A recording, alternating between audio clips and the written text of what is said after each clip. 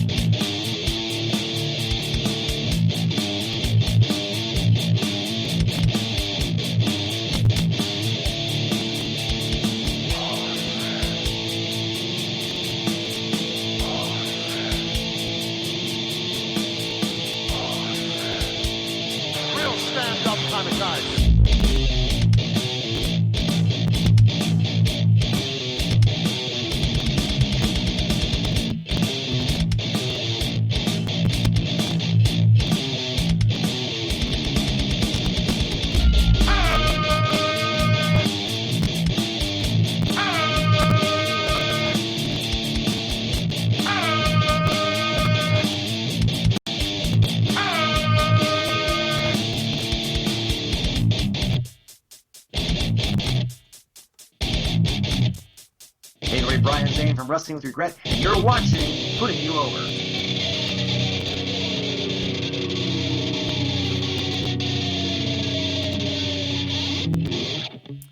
Hello, everybody. How's it going? What's going on? Welcome to Putting You Over. And I thought I'd get the tweet out, but I hit the wrong button, so let me put it out now. Before they perform at St. Christian Garden State Invitational, I get to put over TJ Crawford and Gary J. All right, here we go. TJ's here. Hopefully everything works. Look at that. With my cool shade, let me flip over here and make sure everything. Can you hear me, Mr. Crawford? Yes, I can. Awesome. Can you hear me? I can hear you. You can hear me. I know it's a little dark. I'm sitting outside. I'm trying to see if there's any way to get the brightness up a little bit. Oh, there we go. That's fine. Kind of. I wear my shades because I like to look professional and have a nice little gimmick on this show. And you came on, and for a split second, you looked like RJ City, who we just had on here last show. And I'm like, oh my God, did he come back in? I thought he was coming back. Yeah, imagine he just jumps in for a random one-off just to say hi. Yeah, he'd come in and bury me. He came on the show. It was the last show. It was what is today? Tuesday? It was Saturday. Yeah, I think, or something like that. And he came on the show. And in the first 5 minutes, he buried me because I guess my face is crooked, so my ears must not be level, and and it was just funny stuff. But we're not here for him. We're here for you. How you doing tonight, sir? I'm doing good. I took a nice nap earlier, so I set my alarm so I can wake up just in time to join this call. So man, I miss those days. What are you, about 24 years old? 23. 23. Oh, I miss those days. I'm an older gentleman. I hit 40 this year. It's not old. No, you're still young. I know. I used to be 23, which was a hell of a year. But I'm just thinking of the differences in our days today. Like I have 3 daughters, and it was hell today. One of them just had a softball game, which she won, so that's awesome. Well, congratulations for that. Yep. My youngest is learning to swim and forgot to put on her life jacket before she went in the pool. Oh man. And that scared the shit out of me. I had to leap over the thing. I looked like someone jumping the guardrail. It's just funny that. I remember being 23 and doing the same thing, like taking a nap. Like you just sleep in the middle of the day. It's so great. I'm an early person, so like I like to get up early and like get my day started. So I was pretty much done with everything I had to do today by like 6 o'clock. So I figured take a nap before I jump on here. That's the way I do things now. Still to this day, I get up early, even on the weekends when I'm not doing my shoot job or anything like that. I'm up early before anyone else gets up. I check social media. I do things around the house, and I like to get everything done by about like 6:30, 7, 8 o'clock, whether I'm doing this show or I just gotta sit and binge watch friggin' Seinfeld all night or something. I don't know. but I do like to get my things done early. Definitely. But you're known as the Windy City Kid. You're from Chicago, correct? Yes, I am. And are you still? Well, let's see. Are you still there now because of the COVID? No, You're in Jersey. I'm living in New Jersey right now. I was back in Chicago. Yep. I was there from March to May. I stayed for about 2 months to go back home when everything got locked down and all that. So I figured just going home was like the best thing mentally for me, and just be with my parents during like a tough time. So especially my dad, who has MS, who like is who would be a little more immune to the virus than most. Yeah. So just kind of being with him to make sure he's okay and everything. So Yeah, well, I would have done the same thing, and like my parents, they're older as well, and they have pre-existing conditions, and it really sucked because they wanted to see their grandkids, and like they help us a lot, but we couldn't do anything, man, and it was fun. It was basically like hell. It was just terrible. Oh yeah. But like, did you pick up any hobbies or talents that you could use in or out of the ring during this lockdown? Not really. I kind of just took this whole like quarantine lockdown thing to get into the best shape possible and get my mental, get like my mind right, and just be like mentally ready for a comeback. Especially, I want to go as hard as possible once everything's like 100% back. I know we have shows obviously popping up here and there with Synergy and GCW runs and Beyond's running and stuff like that. Yeah, people popping back up. But just I'm ready for everything, for wrestling to just start back full time again, because I feel like that's when you're at your best, when there's a consistent schedule and you have 3 or 4 shows every single weekend and you're on the road consistently, and it's so weird being away from it for 3-4 months that we were, and then trying to jump back in, and it's like you have one match and then your body's killing you because you haven't wrestled in 6 months. So it's like getting back into a routine is definitely something like I'm just waiting. Have you had any matches yet? I know you're going to be at the Garden State Invitational in a triple threat. Have you had any matches though yet since? Yeah, actually, I got to wrestle last Thursday at XWA because they're starting up their Thursday night throwdowns again. So every Thursday, XWA, 3 Bridal Avenue at the XWA Event Center. I'm going to try to be there as many Thursdays as possible right now, especially because I have so much free time, and I can make a lot of these Thursdays. So if anyone's listening who's from like the Rhode Island area or Connecticut area or anywhere up in New England, you can shoot over to XWA on a Thursday night. I think it starts around 7 p.m. each week, I want to say. Nice. So yeah, if anyone's around that area, just shoot right over there. They do a very good job of keeping everybody with their mask on, and everybody's social distancing. The seats are all apart. So was that your first time that back? Was my first. Yeah. Yeah, it was my first match back. I got to train a few times before that, but that was my first actual match back. What was that like? What was that feeling like? Well, first off, the guy put me in the main event for about 15-20 minutes, so that sucked because I'm not used to that right now. But it was good. I felt great coming out of the match. I woke up in the morning sore, obviously, but it was almost like a good feeling of being sore because I was able to wake up and be like, I got to wrestle last night, and it was really fun, and I had a really good time. So yeah, it was so cool being able to get back in the ring. And I got to share the ring with the guy Nick Delta from up that way, who I've been friends with for a few years. So it was good to be able to step in the ring with somebody who I knew. Excellent. All right, let's. That was all off my script, so that's awesome. That's great to hear up there on the Thursdays, and you're going to be back. Synergy Wrestling's in the chat right now. They just said watch Crawford at the GSI 2020 tournament. You're in the triple threat. There is a tournament, the GSI tournament. You're in the triple threat for the inaugural Cruiserweight Crown, I believe. That's the inaugural one, right? Yep, it'll be the first champion crowned. Awesome, and we'll touch on that a little later. But they're here. Colin's here. Great guy. I wanna go back a little bit. You're 23. It's not going back that much for you. But what's your first wrestling memory that you have? Ooh, my first wrestling memory. Yeah, whether it's TV or whatever. I think I had I didn't really start watching wrestling until 2007, but I did watch with my cousins growing up. So one thing I really remember with them, it was like a graveyard segment with Undertaker and Booker T. It had to be in like 2005 maybe. Yeah. Like 2004, 2005, I think. Like I think he had just come back as a dead man, and like they were doing this something on SmackDown. I don't like really remember. I just remember seeing Booker T and Queen Sharmell in a graveyard with the Undertaker, and like that was the first real memory that I had of wrestling. But like the memory that I have of wrestling that made me want to start wrestling was Jeff Hardy jumping off a ladder onto Edge at Mania 23 in the Money in the Bank ladder match. Oh gosh. It's like those are my two of my favorites like ever.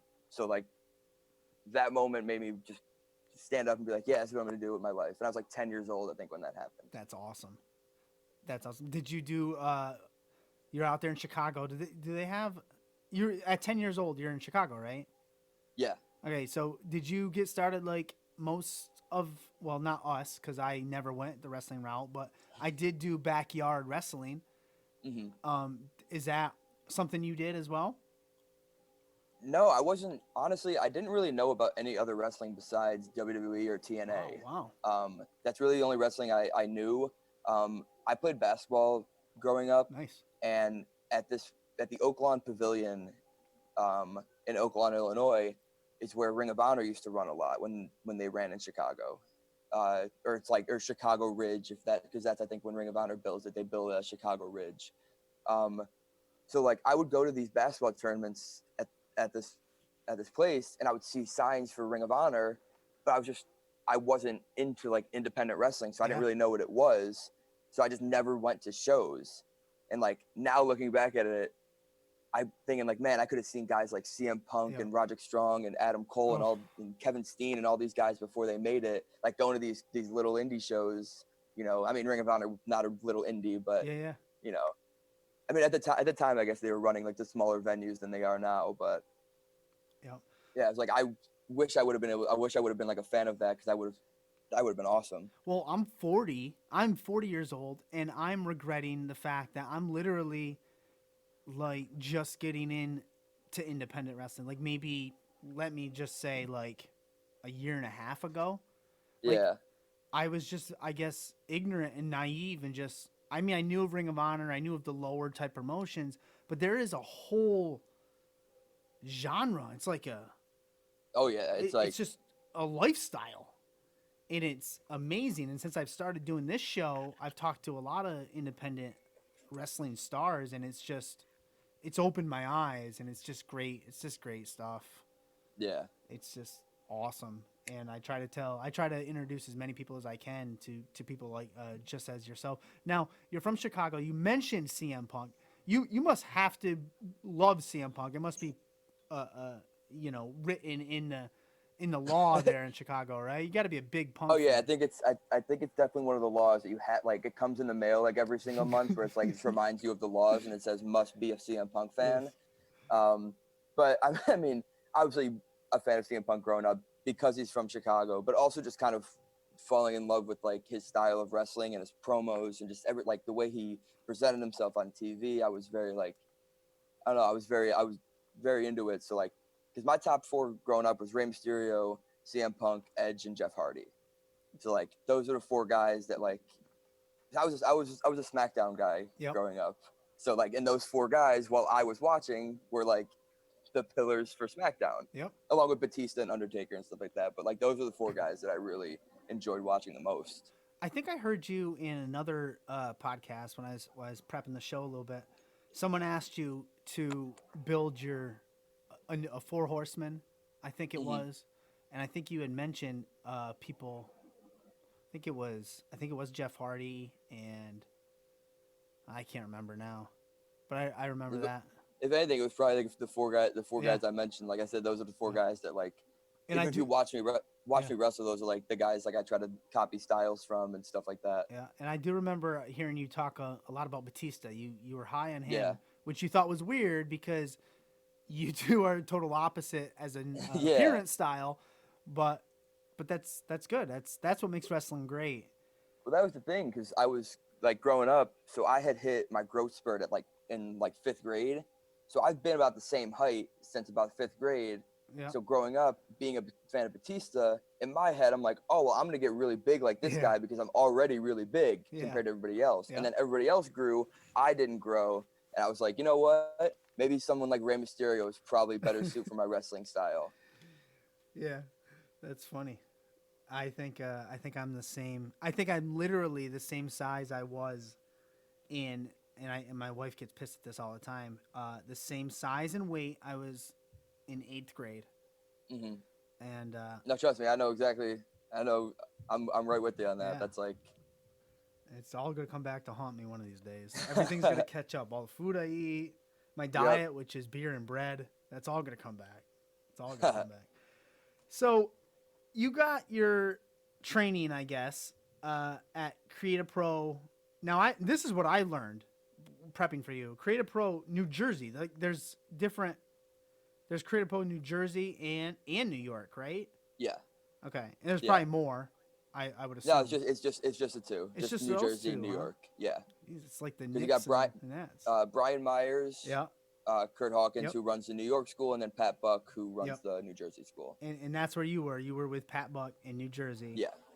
And that's where you got your start. Now, you debuted in, my notes say, 2016. Yep. Awesome. Excellent. What was that April, feeling like? Go ahead, April. What was that feeling April like? First match? April 30th, 2016 was we had the Creative Pro Student Battle Royal. Oh.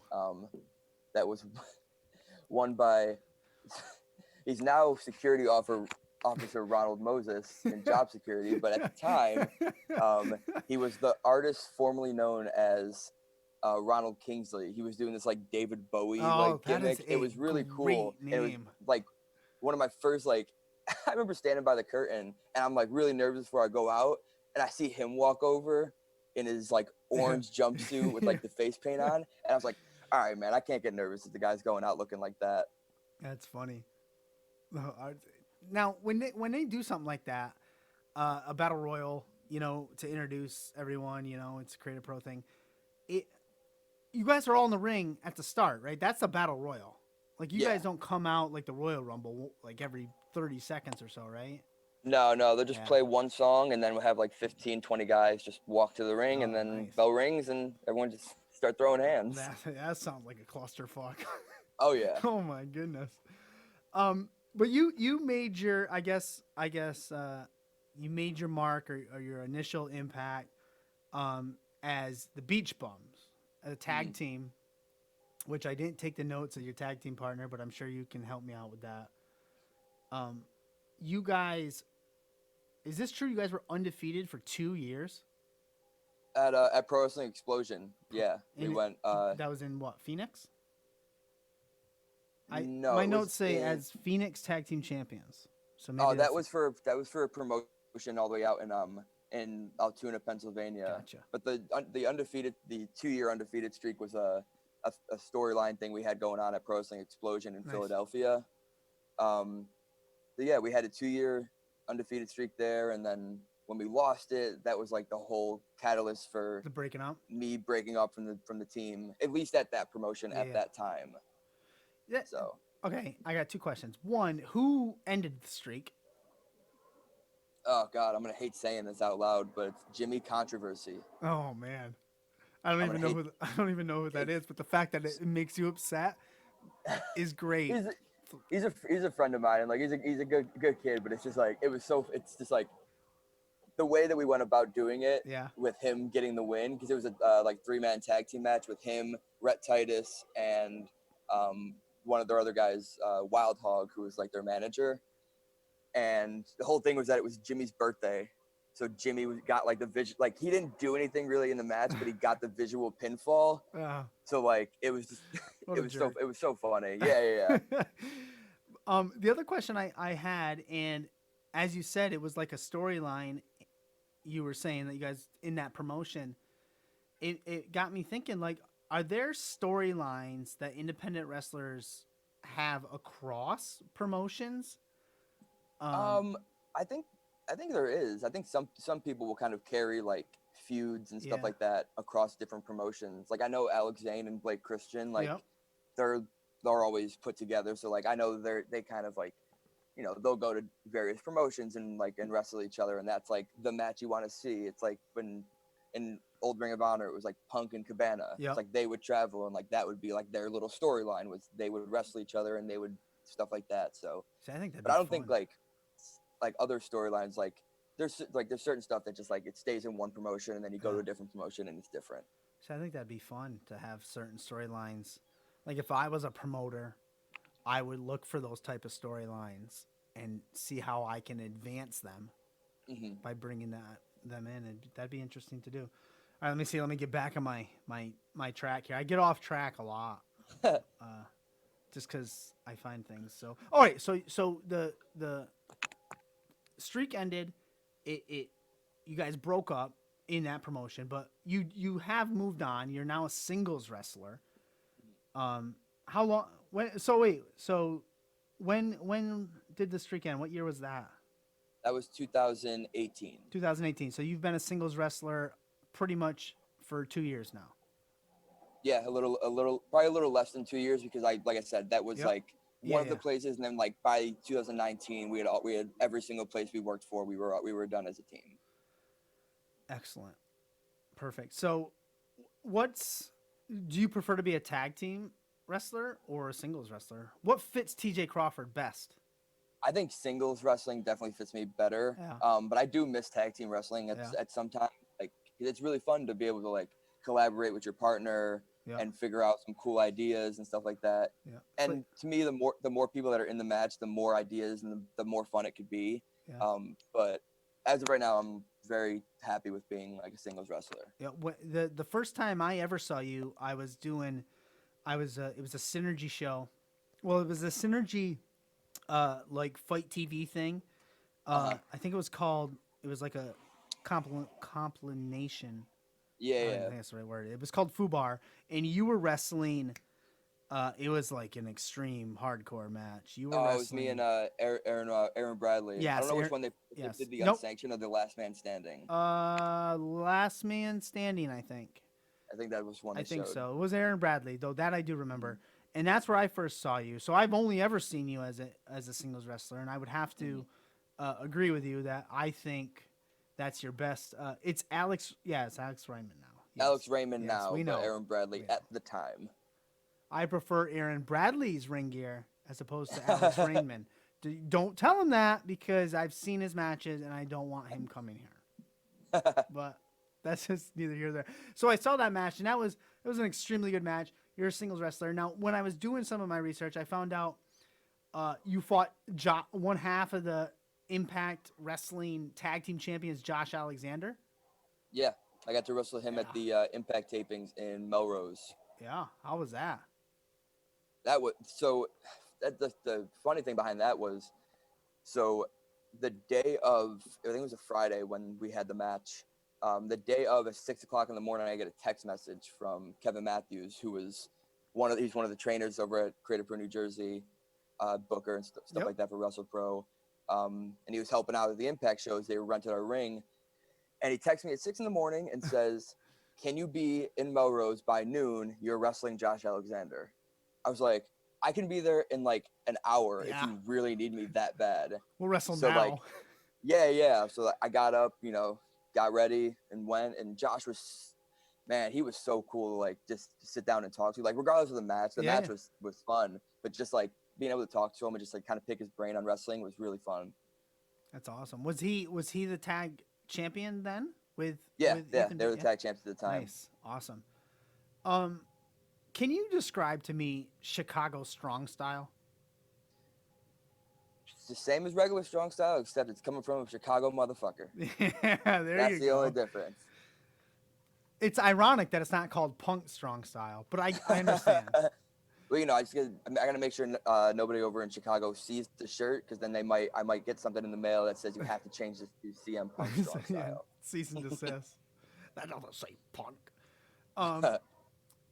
So you were a big Impact fan growing up, and and that makes a lot of sense to me because I see a lot of Impact from the time you would have been watching. I see a lot of that in the style of wrestling that you portray now. Did that have a big impact on your style, pun intended? Yeah. Yeah, definitely. Like when I would watch TNA Impact growing up, on Spike TV, man, I Yeah. miss that. Yeah, right. Me Uh, too. I was a huge fan of like AJ Styles, Christopher Daniels, Samoa Joe, but I was really the biggest fan of Petey Williams. Oh, yeah. And I was supposed to wrestle him back in March. Oh, It was actually the same day that the Crown match was supposed to happen. I was supposed to wrestle Petey Williams earlier on in the day, in Rahway, New Jersey, yeah. and then shoot down and about a half hour to Hillsborough to wrestle for the Crown. That's so why that's do why the I same didn't day. think it was the inaugural, because it was supposed to happen already. Yeah, it was supposed to happen Yeah, back in March. That's why. That's why. hmm And Petey Williams is great. Petey Williams is the only person that should be doing a Canadian Destroyer, in my opinion, I agree. It's why if you watch any of my matches, I don't do them. or at least the only person that can finish a match with it. Can win with the Yeah. Canadian Destroyer. Man, he's so But great. yeah, I mean, I actually got to talk to Petey when I did the Impact tapings. He was one of the agents for a match, so I was able to talk to him a little bit, and it was really cool.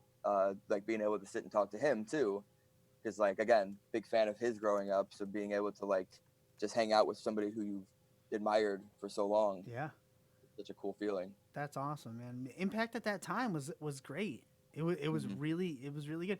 And it's funny because they had a pay-per-view that said recently called Hard to Kill. And I thought that was the greatest pay-per-view name ever, because they're hard to kill. You always think they're dead, whether it's TNA or it's Impact or whatever. You always think the promotion is dead, and then right when you think it's dead, it's back up again. And they're doing great stuff now. I mean, I think they're hitting on all strides right now. I mean, the main event match for Slammiversary, yeah, I'm really excited for. I got a chance to wrestle Ace Austin back in 2018, so I'm really excited to see him in that match. Hopefully, he can come out the winner. I'm gonna be pulling for Ace. it would be nice to see somebody like an Ace Austin win that belt. I just got this weird feeling that they're coming in with that mystery guy, and that mystery guy is coming away. And a lot of people are telling me it's going to be EC3, which fits a lot of the narrative. I'm hoping it's Bully Ray from Aces and Eights, and I guess you just have to watch on Saturday. Yeah, we'll be there. And wait and see. I'll be live here. I'll be interviewing somebody, but I'll be watching Impact right here. I don't know. I feel bad for those people, but anyways. So let's talk about your character. So it was inspired a little bit. A lot of Impact stuff is in it. You got that Chicago strong style. I guess that does. I have written down, describe your style and whatnot. But I think we touched on that with Chicago strong style. So I'm just gonna move on. You've had a lot of intergender matches, and that's something I'm really into, really stand by. You got any thoughts or takes on that, or experiences or anything really? I mean, the two women that I got a chance to step in the ring with were two women who I have started training with and I'm very close friends with. The first one I got to wrestle Corinne Mink, who is one of my best friends in the entire world. We started about a day apart from each other in our training. So we got a chance to wrestle each other at TIW in Massachusetts. So that was really fun. And then I got a chance to wrestle Chris Statlander at Beyond Wrestling's Please Come Back earlier on this year in January. And that was, I mean, one, being able to wrestle Kristen in front of a Beyond crowd, which is like kind of her home turf, was really a weird experience because the fans did not like me because they love Kristen so much. Yeah, they shouldn't like you. They shouldn't. They shouldn't. But I mean, I think me and Kristen had a really fun match, and she's injured right now, obviously. I wish her the best and wish her the speediest recovery possible. But yeah, I would wrestle Kristen or Corinne Mink every single day for a year if I could. Yeah. Speaking of Statlander, I've gone on this show before saying I just can't get invested in her yet. There's something about her character that I just can't get invested in. And I've been known to change. I'm very open minded. I've been known to change my mind. Did she have the same style of character back then when you wrestled her? Oh yeah, we only wrestled earlier on this year. Oh, okay. All right. And I know she's been doing this alien Yep. thing pretty much since Yeah, I don't. It's weird. for a few years. But I mean, I know you said you're pretty new to like the independent, Yeah. to independent wrestling. So like, if I were you, I'd just go out on like YouTube Yeah. and just kind of check some stuff Check her out. And it's funny because I can totally get into Luchasaurus, but for some reason, Statlander, I can't suspend my disbelief. And it makes no sense to me because she's great in the ring, but I don't know. But I'm coming around, and you're now like the third person that says, do your goddamn homework, kid. Go back and watch her. So I'll definitely do that. I'm going to move on to some different type of questions, non-wrestling related, and then we're going to end, I believe, with the match you have coming up at the Garden State Invitational. All right. All right, so the first one is obviously you probably get this a lot. Your goals as a wrestler, stuff like that. Where do you see the Windy City? And it's harder now. This question is harder now because we're coming off COVID and people are just like, I just want to be in a fucking ring. I just want to give someone a collar and elbow tie up. That's all I really want to do. So I understand that, but eventually when we get back into quote unquote normalcy, where could you see the Windy City Kid? Promotion wise, what's the ceiling? Where do you see yourself fitting best? I mean, the ceiling's as high as it can go. Yeah, there you go. I feel like right answer. But I'm a huge fan of like New Japan Pro Wrestling, and I would love an opportunity to be able to go train at the Los Angeles dojo. Oh, nice. So that would be really, really cool to get a chance to do that. But I'm pretty open-minded to kind of like anything, whether it be Impact, Ring of Honor, NXT, AEW, obviously whatever deal would fit best with me and whatever, would benefit me the most. But I think you're going to see me in all of them at some point. All of them at some point. That is a hell of an answer. No one's actually ever said that. That's a great, because you got your stepping stones, since I watched you that first match with Aaron Bradley, I'm not going to call him that other name. I prefer Aaron Bradley. I can't. Even when I seen him the other day, I kept calling him Bradley. I couldn't call him anything else. Just flows better. Just sounds better. I see you in MLW, and not only do I see you in MLW, I see you in a faction with Mance Warner. I don't know why. I can just see you with that style. I don't know. You're going to have to switch up. It's going to be the total opposite of a beach bum. But I think you can do it. I think you can pull it off.